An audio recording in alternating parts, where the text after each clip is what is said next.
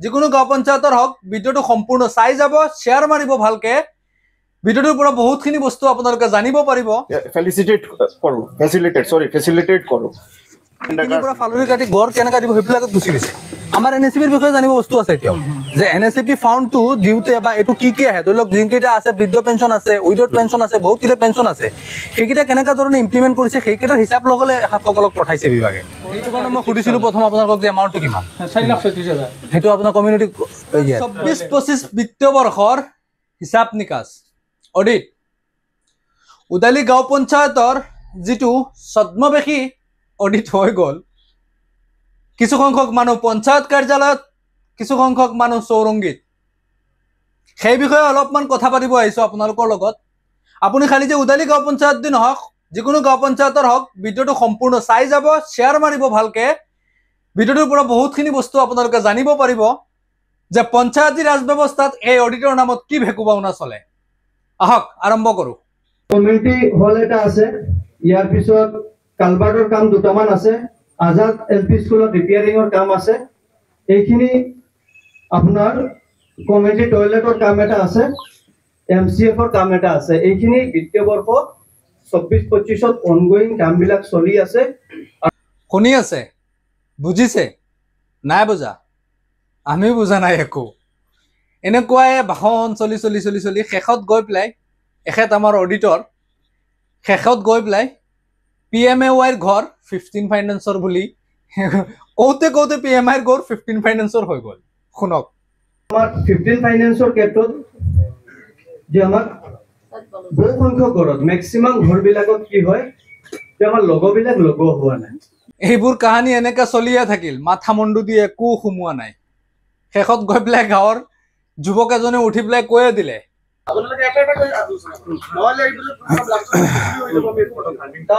নাই নহ'ল।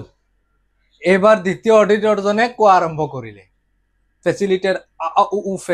ফেচিলিটেট কিবা কিবি কৈ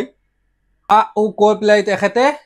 দ্বিতীয়ৰ কি পাব লাগে কি না সেইবিলাকতে গুচি গ'ল। অধিকাৰ কি কিবা কিবি ফালৰি কাটি মুদ্দাৰ পৰা বেলেগ কিবা। সোশ্যাল অডিটটো হ'ল ৰাইজৰ অডিট, আৰু আমি ৰাইজক ফেচিলিটেট কৰো। যিটো স্কিম আছে এইটোৰ মাজতে কিছুমান অধিকাৰৰ কথা কৈছে ৰাইজৰ, যেনেকে ৰাইজে 100 দিনৰ কাৰণে কাম পাব, এপ্লাই কৰিব পাৰে নে নাই। তো বস্তুটো হৈছে নাই নহ'ল। এইটো কাহানী চলি থাকোঁতে আকৌ সেই যুৱকজনে উঠি পেলাই এইবাৰ অলপমান জোৰতে কৈ দিলে যে আপোনালোকে পইণ্টৰ ওপৰত আলোচনা কৰি যাওক। উপায় নাপায় আমি উঠিব লগা হ'ল।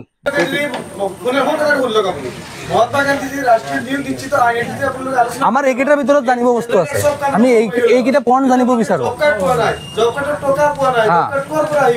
ধৰি লওক এতিয়া NSCP আপুনি যিবিলাক কথা কৈ আছে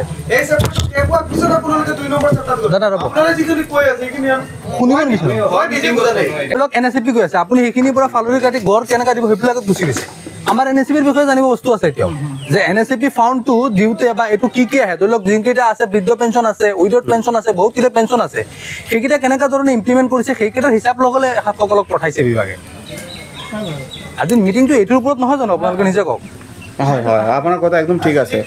আমি গম পাই আছো চব ফালৰি কাটি চব উল্টা পুল্টা হৈ আছে। মানুহবিলাকক ঘৰৰ ওপৰত আৱেগিক কৰি খালি ঘৰৰ ওপৰত কেইজনমান মানুহক বুজি নাপালো। গোটেই সভাখনত কেইজনমান মানুহ খালি ঘূৰি পিনি ঘৰৰ কেনেকা পাব কেনেকা যাব এখেতসকলে বুজি নাপাওঁ যে এখেতসকলে কেলে এই আজিৰ সভাখনৰ মুখ্য উদ্দেশ্যটোৱেই তেওঁলোকে বুজি পাইছে নাই। মুখ্য উদ্দেশ্যটোৱেই হিচাপ নিকাচ, কিন্তু এখেতসকলে পোৱা নিয়া লৈ লাগি আছে, হিচাপত নাই। আৰু সেইটো কোনো এজন জনপ্ৰতিনিধিয়ে সেইটো মানুহকেইজনক বুজাই কোৱা নাই যে আপোনালোকে খালি হিচাপ নিকাচৰ ওপৰত ফ'কাছ কৰক। আজি বাজেট ধৰা নহয়, আজি কিবা এটা পাবৰ কাৰণে নহয়, আজি হ'ল হিচাপ নিকাচ। মহাত্মা গান্ধীৰ যিটো এনৰেগা যিটো 15 ফাইনেন্সৰ ওপৰত PMAY যি ঘৰৰ আৰু NSCP বৃদ্ধ পেঞ্চন বিলাক বা উইড'ড পেঞ্চন এইবিলাকৰ ওপৰত হিচাপ হ'ব লাগে আৰু আলোচনা হ'ব লাগে, মুদ্দা চাৰিটাই। কিন্তু নাই, সেইখিনি বিষয়ে আমাৰ না তো জনসাধাৰণে বুজি পাই আছে না সাধাৰণ মানুহে বুজি পাই আছে। এই চেগতে আমাৰ আৰু এজন গাঁৱৰ পৰা আৰু এজন মহান ব্যক্তি উঠি পেলাই দিলে আৰু এটা বস্তু কয়, শুনক। সৰু সুৰা কথা কৈছোঁ, মানে এইখিনিৰ হিচাপ দিব লাগে। এইখিনি হিচাপ দিওঁতে গোটাই দিনটো যাবগৈ। গতিকে পুৰণা অতীতৰ কথাবোৰ এৰি নতুন কি আহিছে বা আমি কি পাম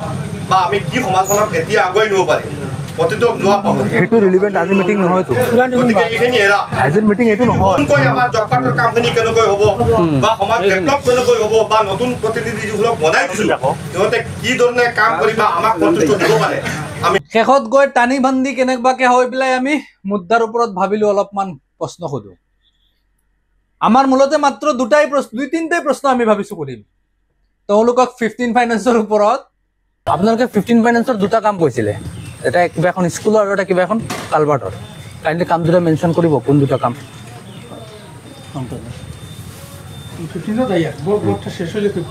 ঘৰটো শেষ হৈছে বুলি কৈছে সেইটো নাই সেইটোতো আকৌ আমাক কেনেবাকে ফালৰি কাটি ছেক্ৰেটৰীয়ে বেলেগ মুদ্দা খালি ঘৰৰ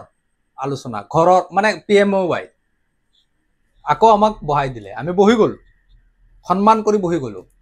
আচলতে ইয়াত হৈ আছে কি এখেতসকলে PMI ঘৰটোতে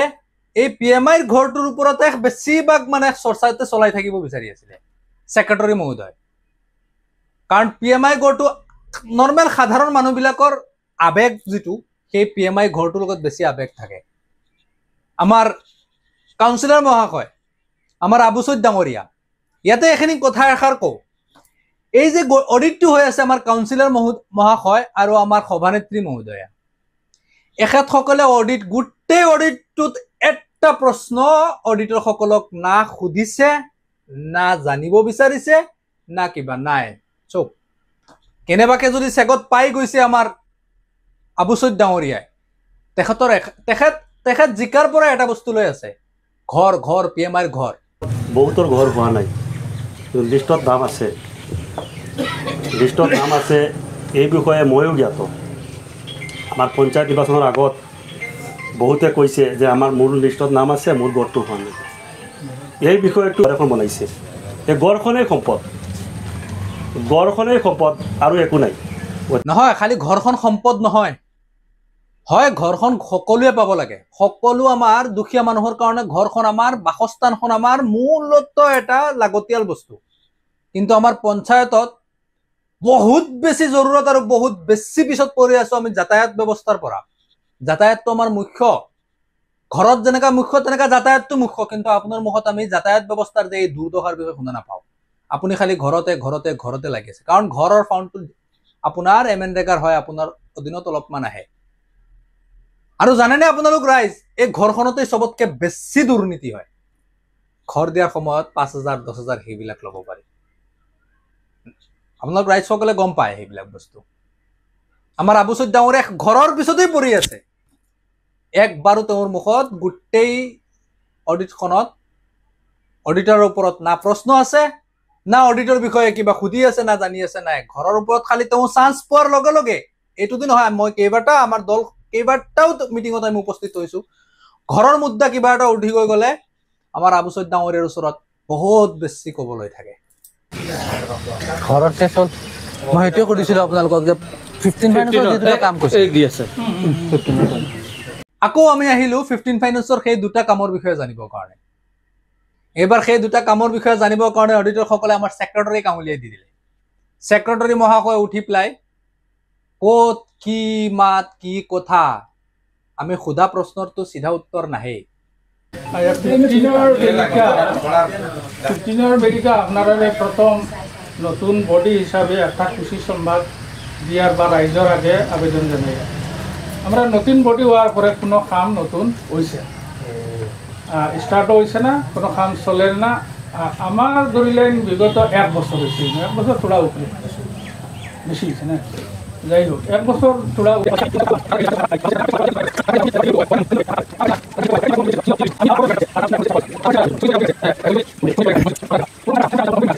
আপনার কিছু পয়সা এখনো রয়েছে সম্পূর্ণ পয়সা রয়ে গেছে না এখন ইদানিং আইছে আপনার আর 43,80,000 43,80,000 টাকা নগদ ঢুকছে 24-25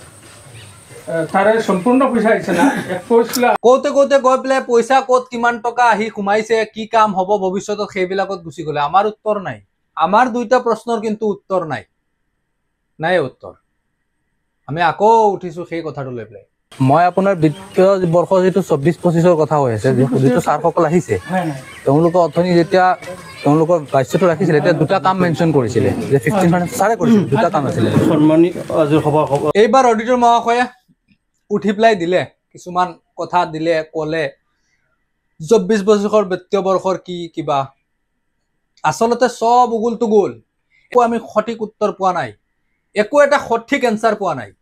সেইটো গম পাইছো সেইটো ময়ো বুজি পাইছো আপোনাৰ কামখিনি আগৰ হয় 21-22-23 ফাইনেন্সিয়েল ইয়াৰৰ হয় কিন্তু আপোনালোকৰ যেতিয়া ট্ৰানজেকশ্যনটো 24-25 সেইটো আপুনি অডিট এইটো 24-25 ট্ৰানজেকশ্যন অডিট কৰিব আহিছে এতিয়া যদি 24-25 যে আপুনি দুটা কাম কৈছিলে এখন স্কুলৰ কৈছিলে এটা কালভাৰ্ট কৈছিলে আমি মাত্ৰ সেইটো জানিব বিচাৰিছো যে স্কুল কোনখন আৰু কালভাৰ্ট কোনখন ওটাৰ এমাউন্টটা কই দিবা আজাদ এলপি স্কুল কোনটোৰ কালভাৰ্ট মন্দিৰ আপোনাৰ কালভাৰ্ট হ'ব এইটো এমাউন্টটো কৈ দিব কিমান আৰু কোন কালভাৰ্টৰ লোকেশ্যনটো লাগিছিলে আমাক construction of culvert at Nakuti PW road to Borjarani Kali মন্দিৰ এমাউণ্ট হৈছে 3,10,200 ঠিক আছে আৰু এটা কোনটো কৈছিলে সেই কামটো কমপ্লিট হৈ গ'ল নে নাই কমপ্লিট হোৱা নাই সেই কামটো অনগোয়িঙত আছে এতিয়া ফটো নিজে দেখছোন আৰু এটা 40 কৰি না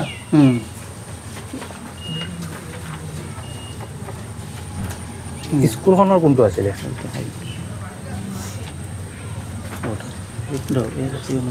স্কুলটা দিলে ওইটা নি স্কুলেৰ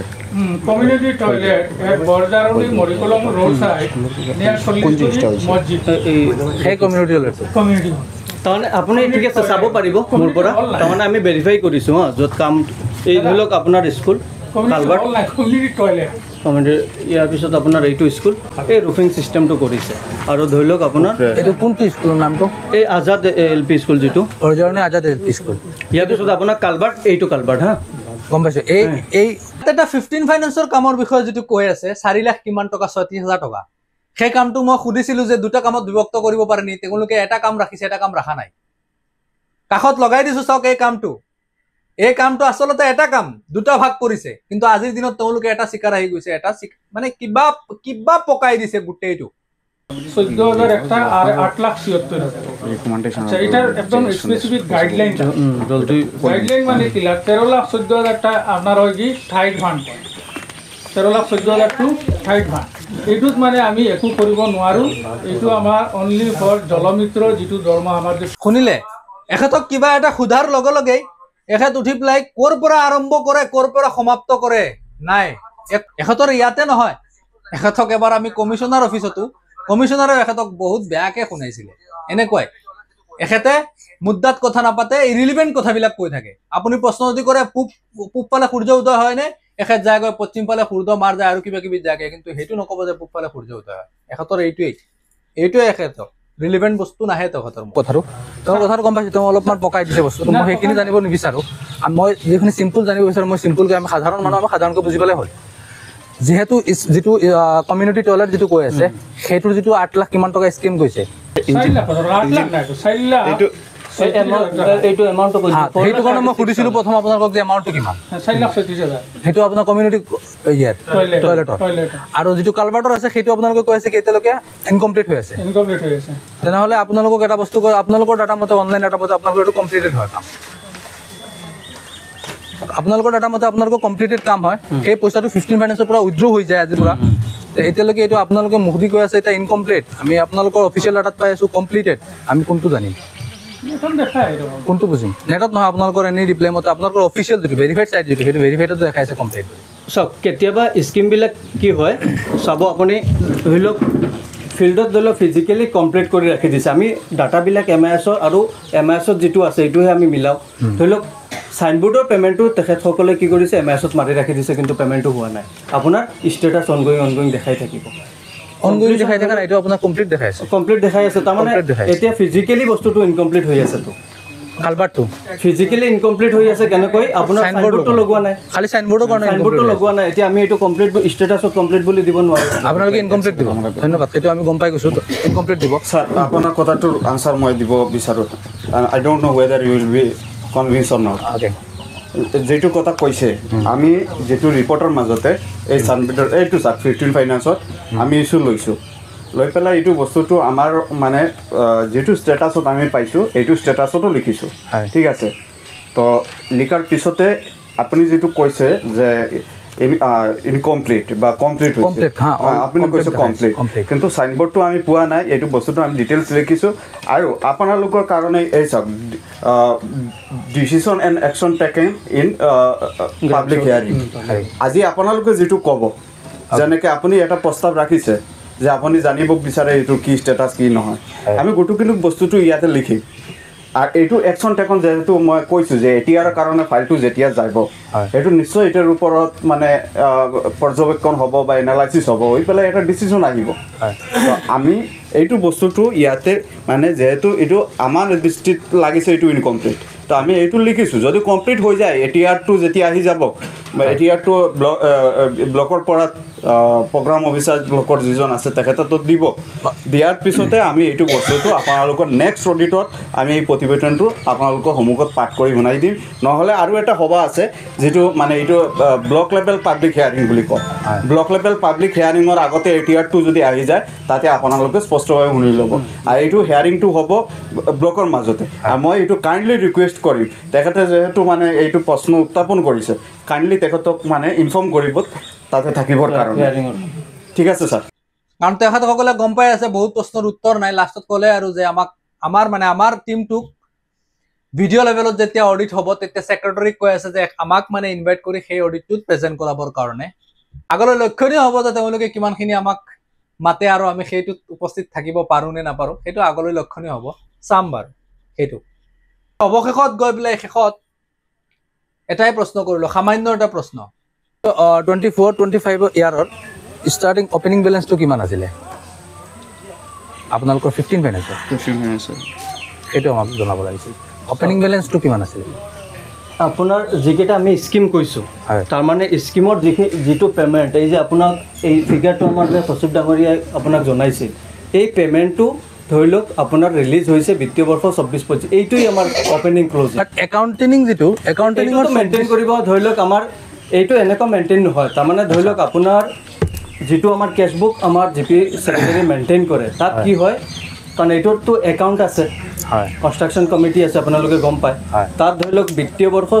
23-24ত কামটো বিগিন কৰিছে তেওঁ অপেনিং ক্লজিং কিন্তু এটাই আৰু দিব পৰা নাযায় কাৰণ স্কিমবিলাক বহুত পুৰণা 21-22ৰ পৰা চলি আছে আপোনাৰ এতিয়া 25 ফাইনেন্সিয়েলি আছে মই আপোনাৰ কামৰ হিচাপে বিচৰা নাই মই খালি আপোনাৰ 172 যিটো ফিগাৰ কৈছে সেইটোৱেই চাগে আপোনাৰ অপেনিং ক্লজিং নাই এইটো সঠিক উত্তৰ নাই সেই উত্তৰত কৈছে কেনেকুৱা হয়তো বা 170 এজন অডিটৰৰ উত্তৰটো শুনক হয়তো বা 173টো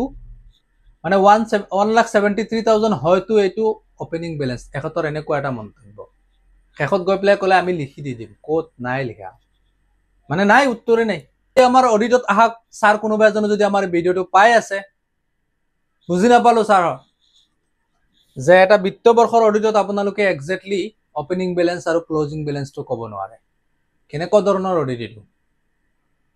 ধন্যবাদ সকলোৱে শেষলৈকে ভিডিঅ'টো চাই থকাৰ কাৰণে ভিডিঅ'টো শ্বেয়াৰ কৰি দিব আৰু আগলৈ আমাক কেনেকুৱা চাই থাকিব বুলি আশা কৰিলোঁ জয় জুবিন দা জয় অসম